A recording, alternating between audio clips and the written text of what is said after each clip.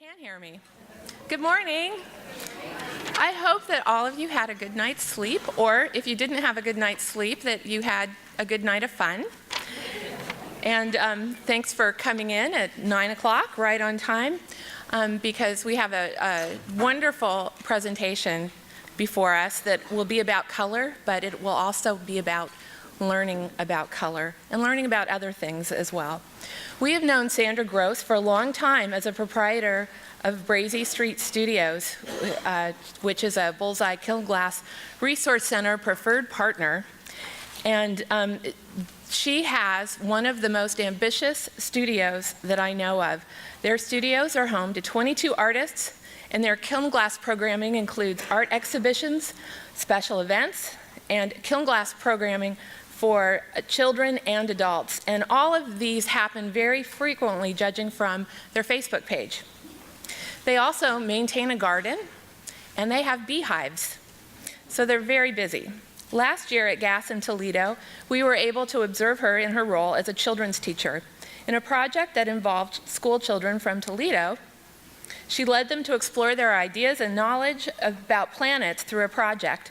The children designed and made an imaginary galaxy of planets, all made of glass. Our eyes were opened to the power and beauty of seeing children learn from thinking, drawing, sharing their own ideas, and through touching and transforming colored glass. Sandra Gross and Emily Rupp are here not only for BECon, but in the last few days before BECon started, they led a class for art teachers and school teachers on how to create age-appropriate lessons with projects that engage children and integrate art, literacy, math, and science. We don't teach children very often at Bullseye. Historically, we have found it daunting, with obstacles like permission slips and lack of smaller furniture, and how we would need to prepare the glass for them to handle safely. It was delightful to hear Sandra and Emily explain, explain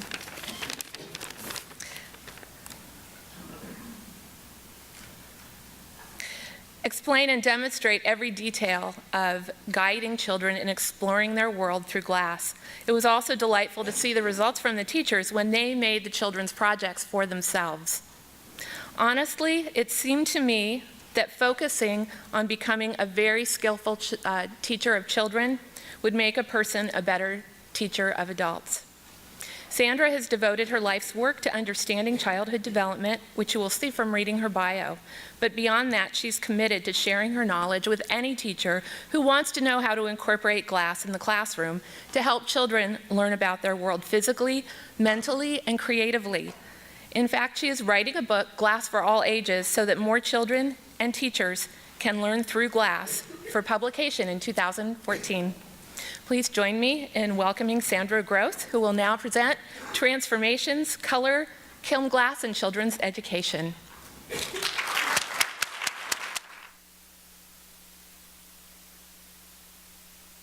Thank you.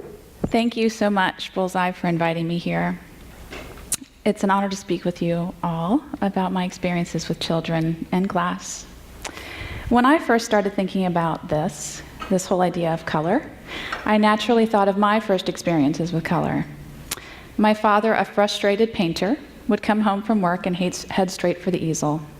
So every night after my story, he would put me to bed and teach me my colors. He, of course, was not going to teach me with flashcards. He taught me with this, a handmade color chart of oil pigments. This was the color chart that I learned from. I was perhaps the only preschooler in my school that knew the difference between rose madder and alizarin crimson, and that the yellow yield sign at the end of our street was cadmium yellow light.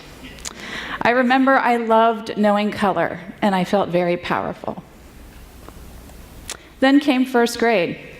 We were given this exercise to not only color within the lines, but a prescribed color palette. For as long as I can remember, I've been one to lose things. Unfortunately, this day was no exception. I remember the panic of not having my brown crayon. The bear was supposed to be colored brown. It says so right on the paper. I do remember, though, my father taught me how to mix brown, red and green. Perfect, I thought. I have my red crayon and I have my green crayon. So I'm all set. I mixed my crayons carefully and layered them, and I achieved brown. I was very proud of myself. The next day, our teacher handed our papers back, and you'll never guess what happened. You know that excitement when you know you've done a really great job? And the paper got handed back to me, and it had a big red X on it. So I got it wrong. But I didn't get it wrong. I just lost my crayon. But it was experiences like this in school, that similar to the bear coloring one, that drove me to enter college and later graduate school to study art and education. Fast forward to 2003, I was halfway through grad school in sculpture and had just found glass, or like for many of you, glass found me. I had been melting window glass in my bronze burnout kiln. Clearly, I needed probably some more instruction. I stumbled upon a conference called BECon. That year, the conference was centered around education. I came there not knowing really why I was there. Then this image came on the screen, an installation led by Mark Ekstrand called the Holy Redeemer Project. And all I kept thinking was, I can do this with children. I can do this with children. I went back to school, finished my sculpture thesis, then started teaching glass techniques in my basement to everyone I knew, my friends, my children, my children's friends. I would drag glass to their schools. So when I opened up a studio in 2009, it seemed a natural fit for me to start not only with adults, but with children, young children, 3-year-old children.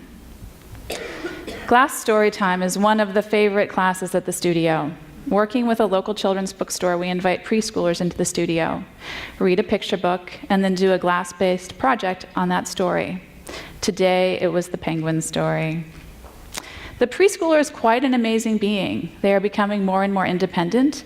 They are developing a lot of hand strength and coordination.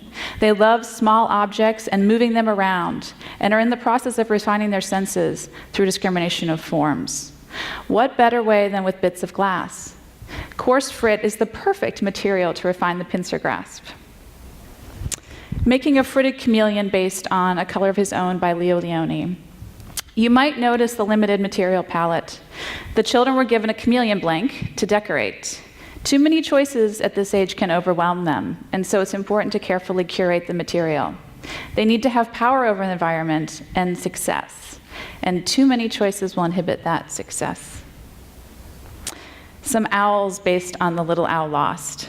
I wrote Chris Houghton, the author of this book, who happens to live in London. And then he posted the owls on his Facebook page. You know how we all do that now.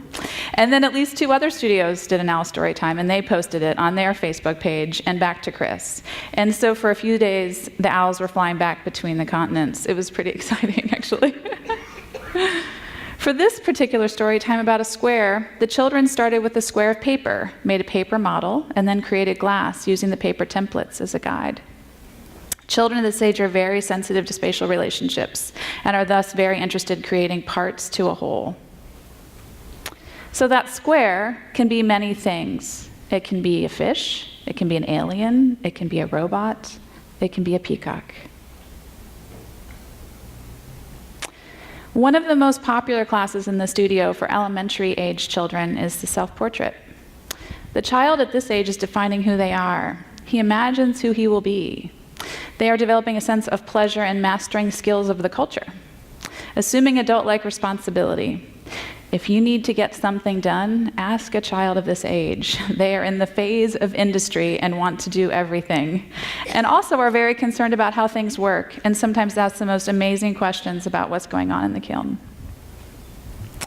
A child starts working on their portraits. As they do, they start making decisions: what to include, what to highlight, how to fill this glass page compositionally. Some can be additive. Some can be subtractive. They can become a rock star. They can be a player for the NBA. And they can even include their safety glasses as part of who they are. What we see here are some amazing portraits, but what we also see is purposeful, directed movement by the hand. And we see them refining this new language to express themselves, the language of glass. We were invited to run a series of workshops in Toledo, Ohio last summer. The theme was space. We started with some stories about space and the planets that exist currently. We discussed their physical attributes, locations, and what it might be like to live on those planets. Children this age are interested in moving away from all the sensory experiences. They still work with some, but are also very into more intellectual pursuits. They want to know how. They want to know why. They are extremely interested in culture and have a strong sense of community and like to work in groups. This was followed by individual research to generate a brainstorming session about their planets and the solar system. After their initial research, a list was generated by the children of what types of questions they were going to ask themselves about their individual planet. This particular list was generated by 4th through 8th graders and includes questions about not only the physical attributes of the planet, temperature, shape, but also attributes of their society. How do they live? What do they believe? Do they think about leaving? And what do they think of us? Visual brainstorming came next. And this age has a tremendous amount of imagination and is often looking beyond the world. You might have noticed that we have still not touched any glass. The children began building their narratives through drawings. However, in this one, a conflict ensued, and you see in the top. Notice the upper drawing with the force fields and the spikes. These drawings were conceived by 1st through 4th graders. These drawings were ideas were generated by 4th through 8th graders. Now on to the glass. These children had never worked with glass, and we had an opportunity, because of the nature of the workshop, to actually test the glass, to see which glass forms express their particular planetary attributes. A kiln full of tests. John Dewey once said, "Failure is instructive. The person who really thinks learns quite as much from his failures as he does from his successes." Our culture perceives failure as a bad thing. I mean, it is the word failure. But really, though, failures are tests that inform us in another way. We, as a society, do not allow our children to fail anymore. We tell them brown can only be made with a brown crayon. We test them, but we don't allow them to test, to find things out, to explore. We ask them to prove things that we already know, or something we want them to know. So there needs to be opportunities to explore. And I certainly don't know everything about glass, actually very little. And I can tell you I learned a lot right along with them. The crowd pleaser. Please always make stringer, because it is just, it's very popular. So fire and glass. Here she's figuring out how to make the best rings around her planet. When working in a group, however, though, as we all have experienced, some conflict can come up. And so compromise also needs to come up. And what's important here is that every idea is valuable and everyone feels heard. They were having a healthy debate on how best to express heat in the center of their planet. After the tests and the planets were fired, they looked at it in relation to the finished planets. Then they made decisions about how they wanted to hang the planets in what part of the solar system. Here's part of the finished piece that is permanently installed in the Toledo School for the Arts.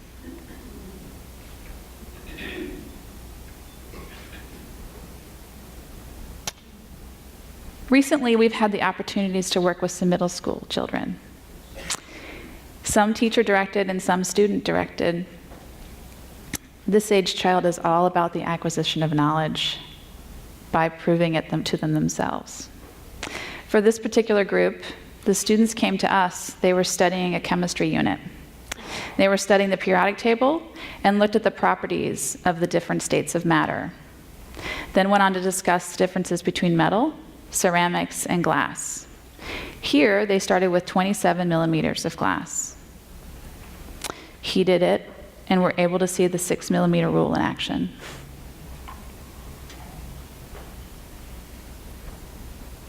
Brianna is one of the students of the studio, and she comes around a lot. She studied lamp working and actually has a business making garden glass art that she regularly sells out. It's pretty amazing. So when the science fair came up, naturally, she wanted to study glass to further her own work, but it actually furthered ours in the studio, which was amazing. It was great fun to work with her. She was interested in investigating what happens when you heat different frit sizes at different temperatures. She was looking at the visual indications of physical change. So she set up an experiment where she heated everything up at different temperatures.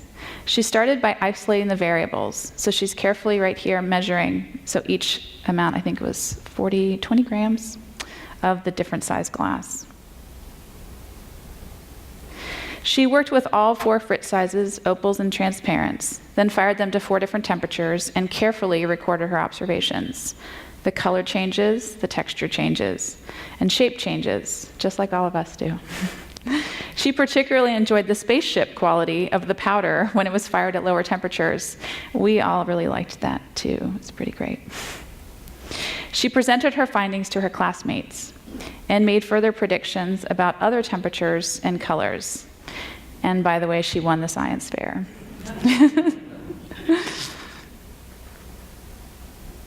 The Rainbow Project. This project started in Santa Fe in the fall of 2012 and has continued in Ohio at the studio with schools in our area.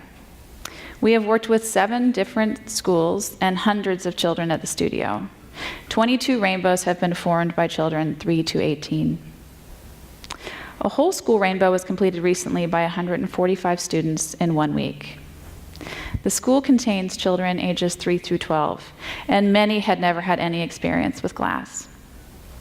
For the 3 to 6-year-olds, I started 2 weeks before I went to introduce glass with them. I wanted to give them opportunities to experience color and give them vocabulary. So before we introduced the glass, they were prepared for it. So I went to the school, read some color stories to them, and presented work for them that would explore these properties. Properties of line was explored here with some felt stringer so they could explore stringer and line. Mylar and cardstock to practice color mixing and experience opacity versus transparency.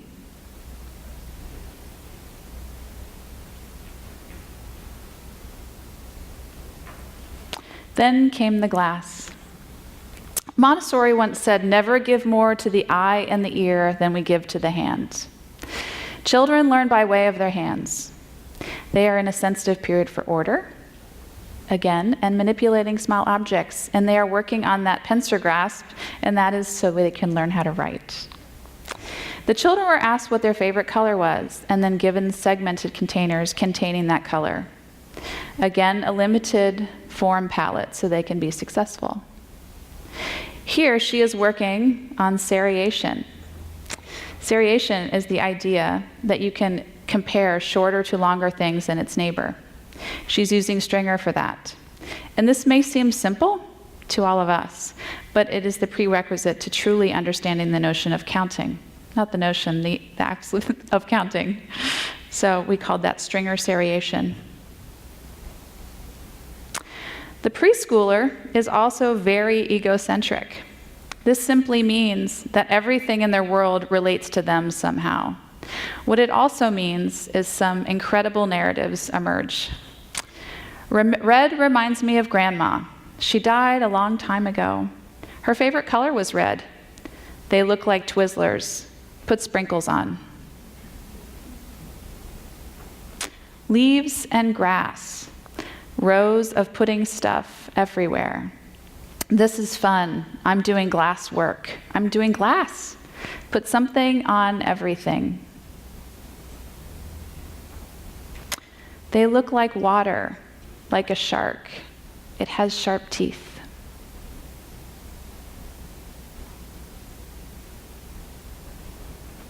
For Stella and Quinn, they were making a whole house and the outside barn.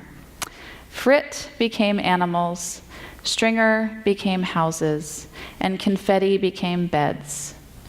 And the medium amber became the golden straw.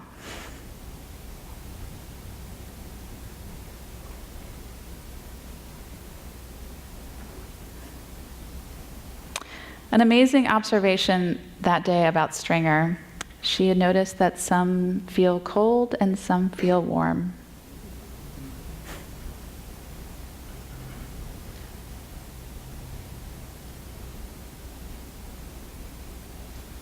In Santa Fe, we were lucky to have a tour of color with an expert, and they were very fortunate to learn firsthand how the glass, different colors were made. Here the children were fascinated by aventurine green and its formation.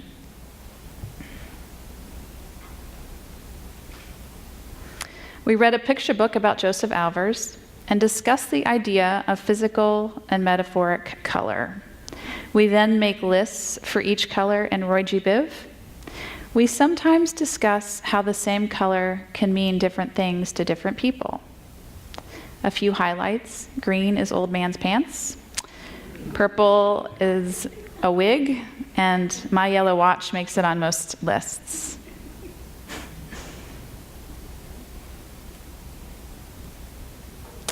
We gave them each an individual color to then explore on their own.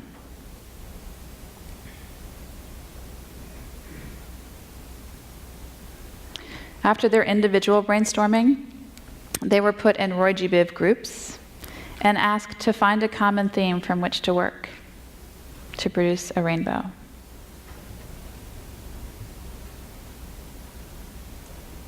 After deciding on a theme, a healthy brainstorming session usually ensues. This one was to talk about how to best illustrate abstraction.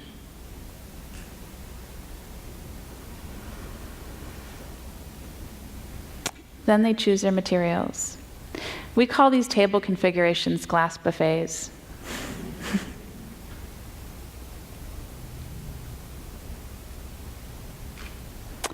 They start testing on how to best describe their concept.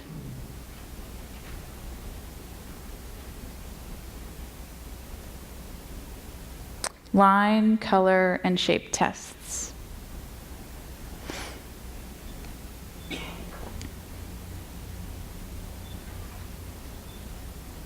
For this first grader, he was deciding which form of orange would best describe tiger fur.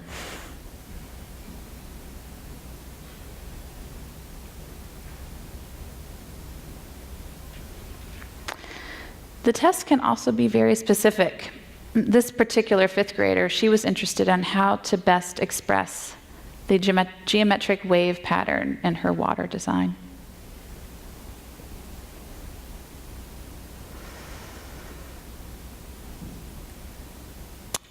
This was a rainbow of geometric line drawings.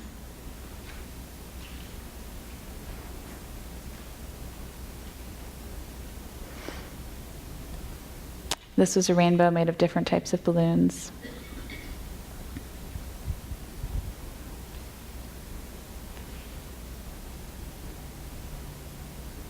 Stringer, again, there's lots of stringer. We have tons of pictures of stringer. They're also very fascinated. It comes up pretty much every other time, how to fuse two different colors together just with a tea light. So there's different knotting techniques they've developed, and anyway, so he was successful. I think he got 3 pieces together on that one, 3 different colors. Here she made, it was, I wish I had an image of actually her. It was the solar system girl crying in the universe. And this was part of, I believe, the eyebrows.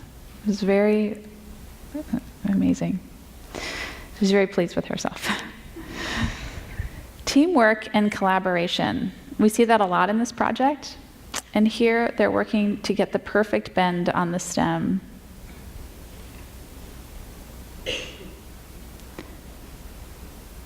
For the high schoolers, we read passages of the interaction of color by Albers.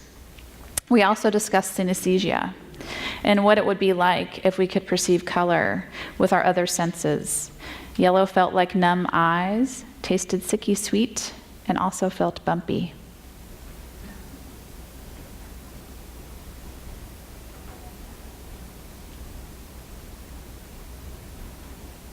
Here they are in the kiln ready to fire.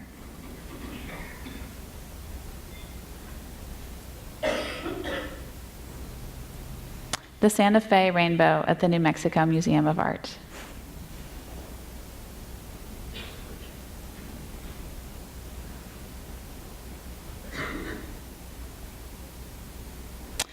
But perhaps Lath can sum it up for all of us. I could have sat with him all day. He said, "This is a solid. What if the world were made of glass? I wish I could do this forever. I love glass more than anyone thinks I do." So as we continue on our journey with glass and children, the bits of colored glass they move around are more than glass. They are much more than glass. They are the beginnings of a new language to express themselves, the language of glass. Thank you.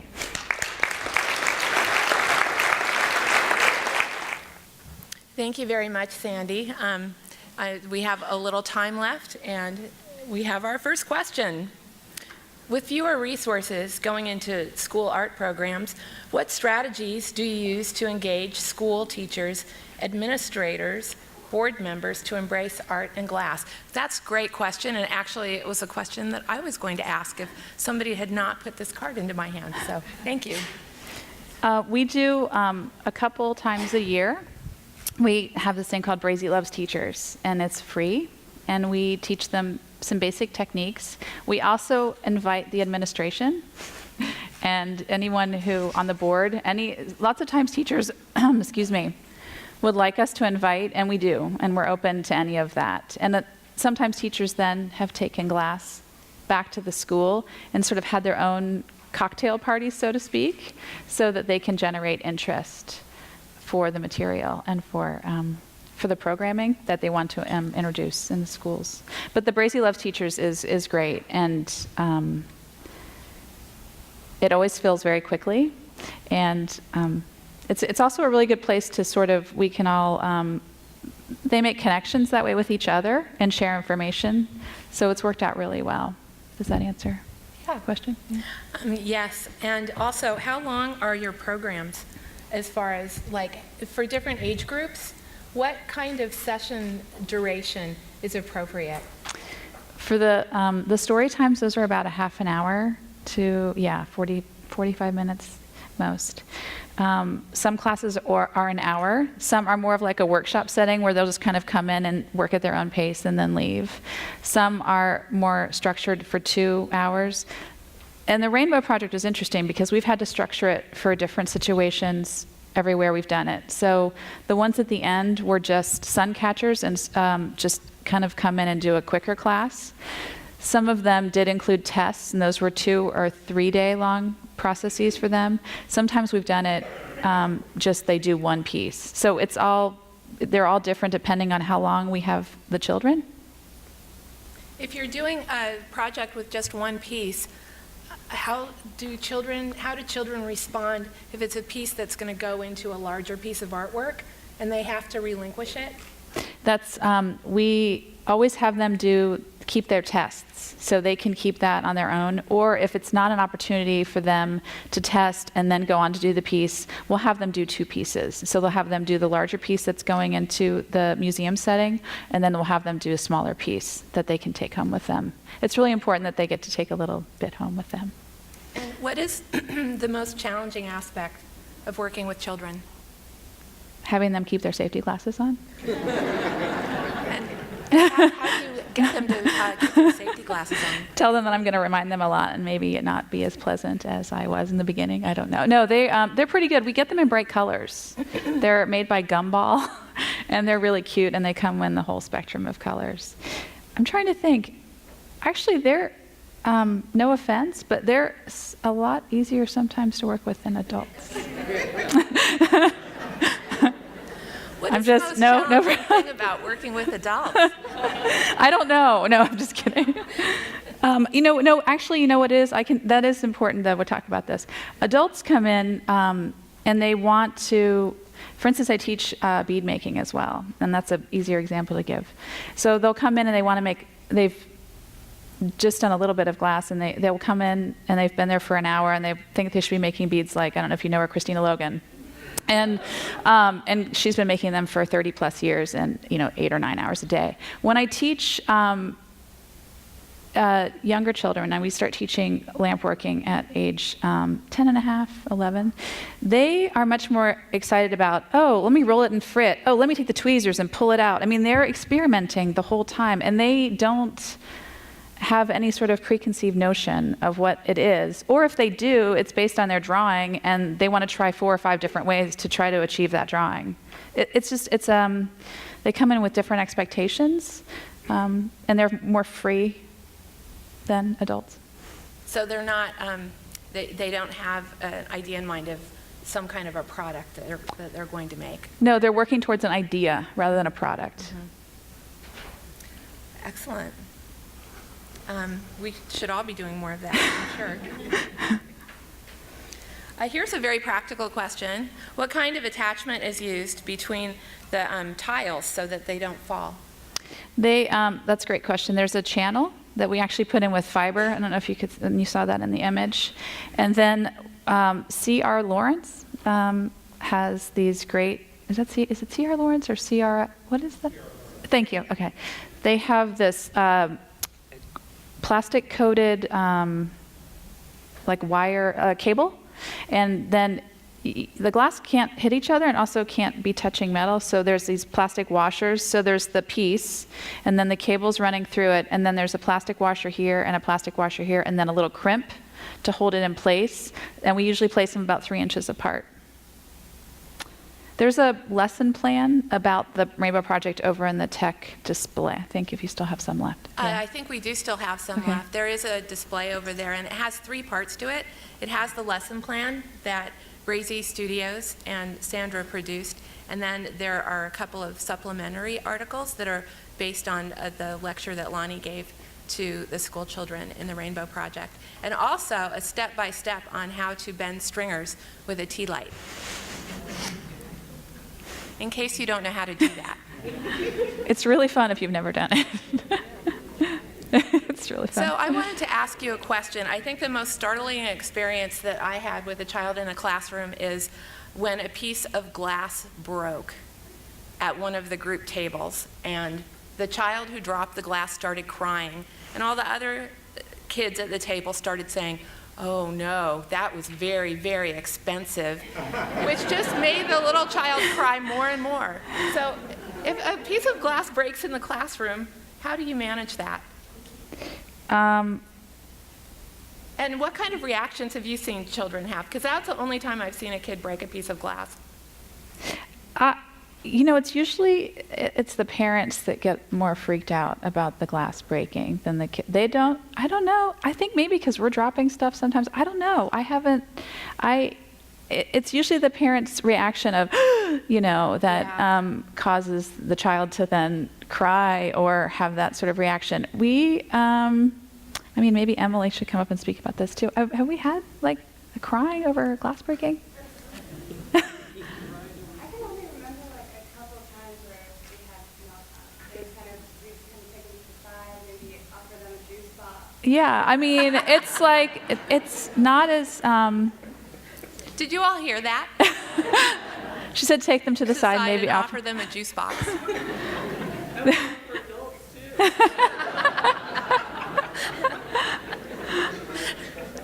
Maybe with a wine box? Yeah. Yeah. The parents are very interesting. The parents, The thing that parents do actually more often is, oh, you're going to get cut. Oh, you're going to get cut. Are they going to get cut? Do you have band? It's like, and the child has not even sat down at the table. So typically that is, and I'll say, it's usually in the instance of younger children, and we pre-fire things for younger children. So we take everything up to 1400, so it rounds out the edges. So we're pretty careful with, actually confetti cuts them a little bit more, but the kids don't. They get a little, and they just walk up and they get a Band-Aid, and it doesn't happen that often. It's the parents really that are grabbing the finger, and it's really an interesting thing. And I don't mean to put down adults or parents. It's just very interesting. I'm sorry, but it's just interesting to watch the reaction, because children just don't have those types of panic. Did I answer your question? Yeah. Is that okay? And was it another part to it? Okay. I was trying to think of something else with children and adults. Okay. Yeah. Is there another one? So we received another index card question. To move from the magical, which is where we've been, to the political, the STEM to STEAM, is the STEM to STEAM, I can't read this word,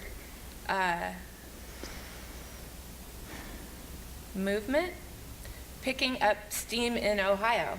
So STEM is the point of view about education that is about strengthening the public education system to incorporate science, technology, what's the E? Engineering and math. And so I know one of the congresswomen here in Oregon, instead of putting money towards STEAM, she wants it to include art, or to STEM, she wants it to include art. So A for makes it STEAM. So what is the question? Happening in Ohio too?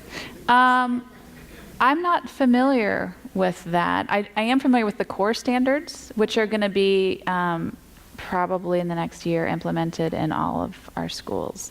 And those are the integration of everything sort of together and with literacy. So actually on our lesson plans, we've started citing the core standards that they will, because again, we're talking about administrators and getting funding for those projects.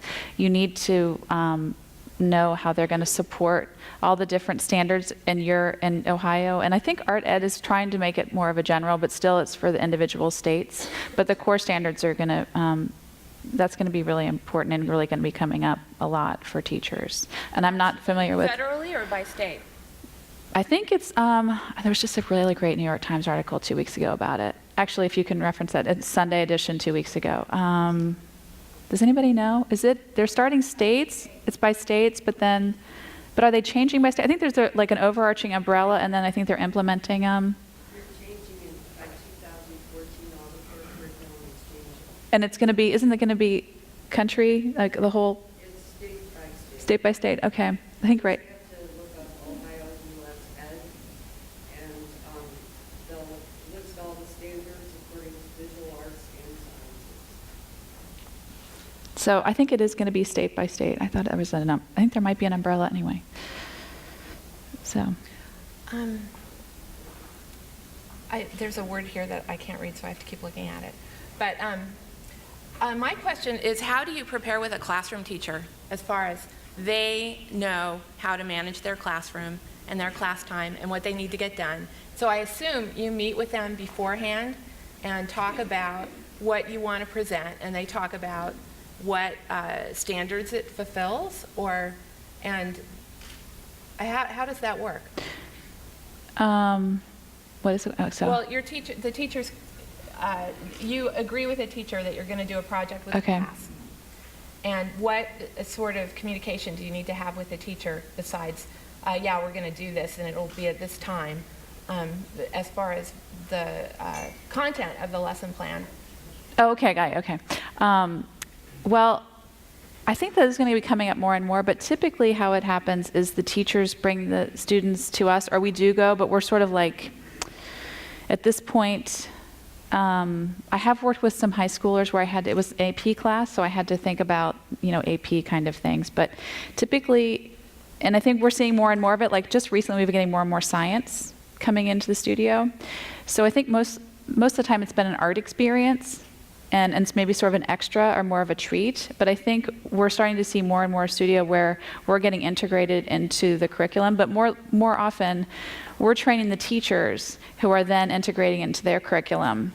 And so they're then worrying about those pieces of it and how it's being included into their. Does that answer? Yeah, so the question? you're mostly focusing on just the actual skills of working with the glass and also the ideas around working with glass. And they're taking that and using that as far as fulfilling standards. Sorry. That they need to, I'm sorry, I'm not very articulate this morning. Well, but also though, when we do conceive of a project, we are thinking about that. And when we write up the lesson plan, we have all of that in it. But as far as, we're not grading children, so we don't, does that make sense, kind of? Anyway, but the teachers, though, are implementing it. And we've worked with over 40 schools just in our area, and 10 of those, at least, have glass as part of their curriculum now, which is great. That is great. So what kind of funding, where do teachers get funding for these projects? It's hard. That's why we would like to talk to administrators, and we invite them and parents groups and a lot of outreach and a lot of it's just about education about how important it is, because funding, as you all know, is hard. That's a hard piece of it. Some ideas, though, that schools have come up with is they actually will have sort of like a bake sale, but it's like a glass sale. And so we'd sell a lot of scraps to teachers, and they'll take them and make things and then sell them back to the parents. You know, for a little piece, you can sometimes get $20 or something. And then they're raising money that way to help supplement their program. Also, the parents wearing the piece of glass, they're wearing it out, they're talking about it, and then that helps too. So the most effective thing for helping teachers get further funding is for them to make glass and like with the parents and really, start, kind of, and we really are, we like to think of ourselves as a really good actually support for teachers. So we're really open a lot for them. So, and answer lots of questions. I saw there was another card down this. Were there some other cards I saw being passed around, or maybe they were blank ones? Okay, so I'm going to attempt this one, and somebody can shout out the word if they get it. It looked like you were making blank, making what? Stands. Stands. Oh, making stands out of wire. And did you make those stands? The little stands are to hold up the tiles, like little easels? Oh, the chameleons. Oh, yeah. Okay, sorry. So you sandwich two pieces of tecta and you put copper. We put copper going, it's like square, bend them in a square this way, two of them, and then you, after it's fired, you flare them out and then the glass can stand. Does that make sense? Okay. Okay, so it sounds like the work is taking place both sometimes in the classroom and sometimes at the studio. So when it happens in the classroom, how exactly do you transport the work back to the kilns? Well, we explain less glass is more. I mean, less glue is more. So, if they're squeezing a whole bunch of glass tack, everything's going to fly off. But we've cut those mats that you stick in the bottom of a sink to keep things from breaking when they hit. And we line plastic, like Sterilite boxes with them. And Emily's nodding her head, yes. And then we stack them. So that's how we transport things back. Ideally, we like to let it dry for a bit, but that's how we do it. And then we fire it and then bring it back and make very careful maps of everything as it goes in the kiln. Emily's saying we also take pictures before. We take pictures of the classroom. We take pictures and then usually the kiln configuration, so we usually know exactly what's going on. Oh, that's good. And what happens if a piece breaks on firing? Have you ever had that happen? Yeah. And what?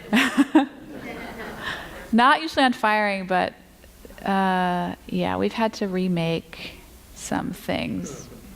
Yes. Is that why you take the photographs? So Yeah. that if things get arranged? Yeah. Not very often. I think maybe like 3 or 4 times we've had to make a tile. But sometimes the people will, they'll drop their fish or something and they'll bring it back and we'll refire it for them. So. Oh, well, that's good. We just have 2 more questions. We don't have a lot of time for 2 more questions, but I want to get to them anyway. Have you used reactive glass in projects with children? That's a great question. We usually, well, we work with reactives if it's a reactive class, but we pull it out of the glass buffet, so to speak, and also we pull out strikers. We don't put strikers out for them. It's too confusing, unless we're talking about it, the properties of the striking glass. But we usually use the true colors in the, because it's a surprise for them, and sometimes it's a surprise for us too. And would you ever pair with research and development industry leaders in, i.e.,